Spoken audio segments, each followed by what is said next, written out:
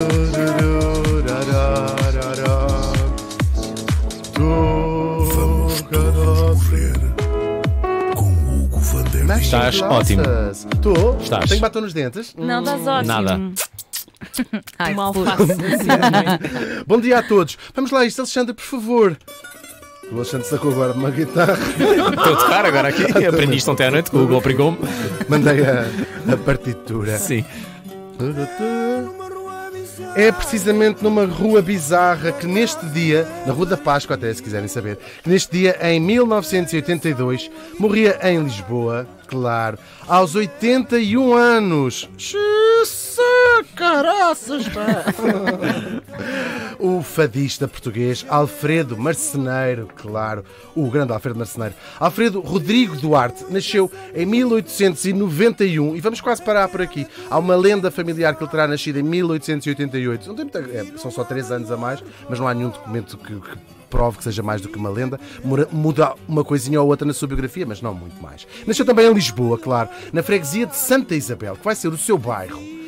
Onde nasceu, casou, morreu, ressuscitou, voltou a ser. Não sei, ali de Santa Isabel, quem conhece Lisboa fica na zona de Campo de Ourique. Claro, e já os pais, por sua vez, não eram de Santa Isabel, eram do Cadaval. Ele vem de uma família de raízes no Cadaval, mas como uma família que se mudou para ali, os pais até não eram casados quando ele nasceu, ficam a saber. Só casaram depois, e daí talvez essa discrepância nos anos foram registar para não passar por porca também. E nasceu já numa família bastante musical. A mãe cantava, o pai tocava na banda lá no Cadaval, o avô materno tocava guitarra e ele também vai ter um irmão, Júlio, e uma cunhada, também fadistas eles próprios. Claro, até porque o fado é uma coisa, até podemos pensar aqui um bocadinho, e não vou resumir só a Lisboa, claro, a Maria da Fé, por exemplo, uma fadista conhecida que nasceu no Porto. Mas acho que todos os portugueses têm um bocadinho disto, né? Nós ouvimos uma guitarra e começámos todos assim, porque onde é que tu estás, oh Mariana, sabe? Agora, claro, há umas pessoas melhores que outras, mas eu acho que toda a gente tem um bocadinho de fado dentro de si. Concorda ou não com esta Sim, é como uma criança interior, não é? É um bocadinho, porque o fado é uma expressão tão cultural portuguesa, não é? Esteve sempre cá e acho que fica sempre é. qualquer coisa, mesmo que depois conscientemente não ouçamos. Claro, pois há umas pessoas que pois é cá o Camané e há a gente, não é? Pois é cá a Gisela, João e há a gente, pois é cá a Aldina Duarte e depois há a gente. E outros todos, claro, como é o caso do Marceneiro. O pai morre em 1905, eles almoçam, que é o que acontece quando o pai morre, as pessoas almoçam, e o Alfredo, que era um miúdo, que teria ou 11 ou 14 anos, tem de se fazer à vida e vai arranjar um trabalho como encadernador. O que é encadernador? Para as pessoas que não leem, os livros, que é um conjunto de folhas,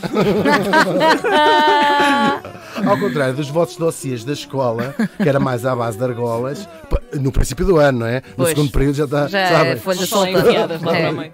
Dá-lhe qual. No mundo não muda nada. Os livros têm de ser encadernados, que é pôr-lhes uma capa para as folhas também não se soltarem. Era isso que ele fazia. Depois aparece um outro fadista. Os fadistas têm todos nomes ótimos nesta história. Júlio Janota. E até já é ótimo. Já vou, fiz aqui uma lista de outros nomes muito giros desta altura. Ele era um tipo que cantava. Claro, o fado aqui ainda era uma coisa muito de desgarradas, de improviso, nas tabernas, todo este universo. Este Júlio Janota era marceneiro. E então vai dizer assim: "Ó Alfredo, ai que senhor Alfredo, anda a trabalhar para cá, para a marcenaria." E o Alfredo lá vai fazer isso durante a sua vida profissional. Na verdade, não como uma oficina, trabalhava na Marinha, no Alfeite, portanto fazia aí navios, já não há, mas aí navios, as mesas e as cadeiras foram feitas pelo Alfredo Marceneiro. Tem graça, ele trabalhou até se depois reformar e viver só do fado. E é, claro, deste seu trabalho como marceneiro que lhe vem o nome, pois, claro. Pois, também até aí chega ao Lopes, como diz a expressão popular. Agora, não foi o primeiro nome que ele usou. Antes disso, já lhe chamavam lá no bairro o Alfredo Lulu. Era o Lulu. Isto porquê? Porque ele andava sempre muito janota, muito apraltado, sempre com uns casacos, umas cores assim mais diferentes dos outros meninos. E, claro, o seu clássico lenço ao pescoço, que ele usou a vida toda. Tem assim um lenço. Como diria um tio meu, fazia assim umas aventuras às vezes com o lenço. Esta frase era dedicada à Graça Freitas, mas pode-se também dizer dizer do Alfred Marceneiro. Foi assim umas aventuras com o lenço. Só percebem o estilo que eu estou a dizer. Umas aventuras, uns de vez em quando para trás, de vez em quando para a frente. Em ousado. Em ousado, exatamente.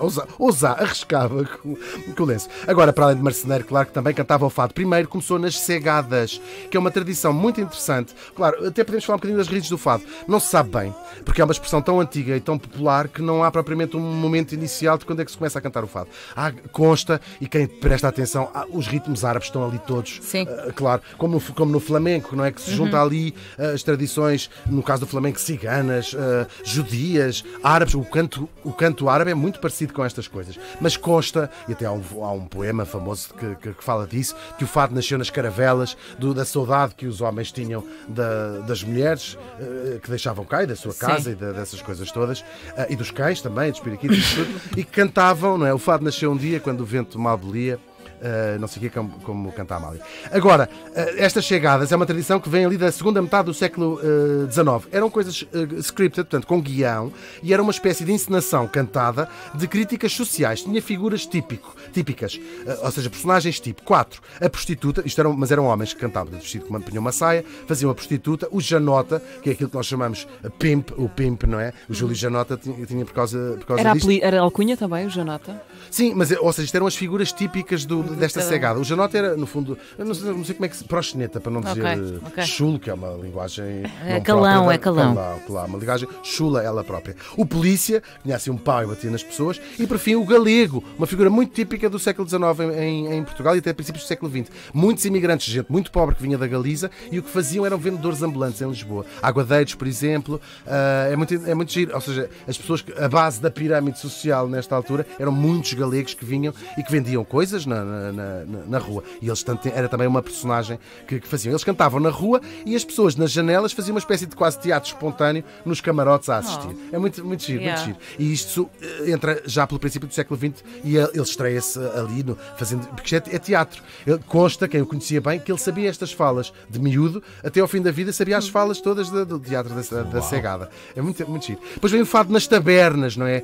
Uma primeira delas onde ele entrou e ouviu o fado assim cantado mais a sério, no Puma, que atravessa no Poço dos Negros, uma taberna no Poço dos Negros, onde cantavam os fadistas daqueles tempos, nomes que hoje já ninguém se conhece, claro, até porque não era uma coisa, não eram estrelas, não é? Eram pessoas que cantavam ali nas tabernas. Mas os nomes eu fui escolher os meus favoritos. O Britinho Estocador, o Soares do Intendente, Soares do Intendente, o Júlio Proença Estofador também, o João Mulato ou o Jorge Caldeireiro. Não há dúvidas sobre a profissão destas exato. senhoras. Só falta a Emília.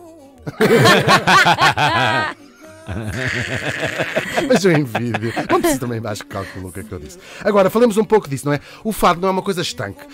Nasce raízes muito populares, portanto, quase de improviso, desta coisa das desgarradas. É quando alguém de improviso diz: "Oh Mariana, porque é que não vais?" Não sei o quê. E a Mariana responde assim: "Porque é que não vais antes de queres fazer uma desgarrada?" Alguém se oferece para uma desgarrada? Olha, Eu passo hoje. Já hoje. Sim, mas era, portanto, esta coisa. E, claro, depois o fado vai ter várias reencarnações. Nós estamos, felizmente, a viver uma nova, com tanta gente nova e tão talentosa a cantar, que é quando chega alguém e reinventa, faz uma coisa muito única e diferente. Na nossa memória coletiva temos a enorme revolução que vai ser a Amália, desde o género das composições para a orquestra, dos poetas que ela cantou, sabemos isso, claro. Mas antes dela houve o Marceneiro, que faz uma grande revolução entre esse fado mais antigo do início do século, vinha do século XIX ainda, e que abre também a porta para pessoas como a Amália e outras, claro. E ele imortalizou muitos dos clássicos que ainda hoje são parte do repertório e da influência de muitos fadistas. E depois vai arrancar finalmente a carreira, até se tornar uma figura incontornável no fado. Cantava nas casas de fado, que só começam a aparecer depois da guerra. Nos anos 40 é que começam a abrir as casas de fado. De antes era uma coisa muito mais popular nas tabernas mesmo. As casas de fado já é uma coisa, um restaurante, a maior parte das vezes até é um restaurante composto, onde as pessoas lá cantam. O Faia, a Parreirinha, o Café Luso, o Viela, muitos outros, não é? O Solado da Hermínia, enfim, tantos outros onde ele também cantou. Mas também cantou no Parque Meyer, no Coliseu, no Teatro São Luís e até passou pelo cinema. O Alfredo Marceneiro era um homem de hábitos muito regulares. Deitava-se sempre, todos os dias, às 9 da manhã. Claro, porque cantava de noite, não é? E então, sim, sempre. Até porque era o seu ambiente natural, eram as tais casas de fado. Era o lugar que ele achava por excelência para cantar à noite, as pessoas, as velas, aquilo tudo é que era para cantar. De tal maneira que era muito difícil enfiá-lo num estúdio para gravar. Costuma-se dizer que ele só começou a gravar já tarde na vida, mas não é exatamente de verdade. Ele gravou ainda muitos fados em EPs, ainda nos anos 20 e 30, mas de facto o seu álbum mais a sério e o mais emblemático chama-se The Fabulous Marceneiro. É só de 1961 e tem uma história engraçada. Ele foi gravado pelo mítico engenheiro de som dos estúdios da Valentim de Carvalho, que é o atual Teatro da Borda, que era o Hugo Ribeiro, que também gravou a Amália, assim, aqueles engenheiros de som famosíssimos. E o Marceneiro disse assim: eu não sou capaz de cantar durante o dia, desculpa, mas eu não consigo cantar depois do dia, fora de uma casa de fados, não consigo. E o Hugo Ribeiro, o Ribeirinho, como lhe chamavam, teve uma ideia, tirou-lhe o lenço do pescoço, tapou-lhe os olhos, isto é uau, sim. tapou-lhe os olhos e ele gravou de seguida, num só take, que é uma coisa que num disco é difícil de fazer, Claro. os 12 fados que tem o disco, e lá cantou. Ele disse: olha, isto é boa ideia, isto é boa ideia. O lenço, eu acho muito fixe. Depois há o mesmo problema que acontece quando os estúdios se mudam do Teatro da Borda para Paço de Arcos, em Oeiras, hoje funciona lá na televisão. E então, o segundo álbum, A Festa na Moraria. Primeiro, ele era um homem tão de Santa Isabel, tão do seu bairro, que olhou pela janela do carro, ia pela marginal, suponho eu, e disse assim: isto já não é Lisboa. Assim meio, onde é que me estão a levar? E de facto ele nunca saiu de Portugal e praticamente quase nunca deixava a cidade de Lisboa. E depois lá foi arranjando desculpas: está muito sol, está não sei o quê, e só começou a gravar às 3 da manhã, que era a hora que ele costumava cantar. É engraçado. Com os anos ele vai ganhando um estatuto verdadeiramente de mito, ainda durante a sua vida, claro, com o público, mas também com os outros fadistas, com as suas imagens de marca, o tal lenço ao pescoço, o cigarro ao canto da boca e um épico mau feitio. Ele só cantava quando queria, onde queria e aquilo que queria, e quando lhe estava a apetecer, e se precisasse parar a mãe, parava a mãe, e vão todos lá dentro de vocês próprios. E outra parte da sua vida, teve filhos com a sua mulher Judite, um deles também fadista, Alfredo Duarte Júnior, e outros netos também arranham assim o fado, ou tentaram o fado. Este Alfredo Duarte Júnior também já lá está na terra da verdade, ou como também se costuma dizer, a comer cenouras pela raiz. E teve também outros filhos com outras senhoras ainda antes de casar. Até que, como acontece sempre, também ele morreu com quase 100 anos, tendo atravessado e marcado o século XX em Portugal. Conta-se que o padre, que ia fazer o enterro, quando viu milhares de pessoas no velório, confessou: eu não sei quem ele é. Provavelmente o padre tinha passado, tinha estado abaixo de uma pedra. Ele fez assim. Cheguei! Mas acontecia. Não E tinha há redes sociais. Não tinha redes sociais, sim, não sabia quem era, mas viu milhares de pessoas no velório e disse: mas quem é este homem? E há outro fadista, um amigo do marceneiro, José Pracana, que passou a noite toda, venha cá, senhor padre, e passou a noite toda a falar-lhe do mestre, a mostrar-lhe a música, a mostrar-lhe os fados, e no dia seguinte lá estava o tal padre no enterro, com guitarras, que houve guitarras no enterro do marceneiro, de lágrimas nos olhos, meu por ter Deus. descoberto tudo numa noite, a recitar um belíssimo poema do Alfredo Marceneiro. E depois, como acontece quando se perde alguém que se ama muito, e também, curiosamente, quando se vai começar a cantar o fado, vem o silêncio. O Alfredo Marceneiro morreu faz hoje 42 anos. Tem na sala uma guitarra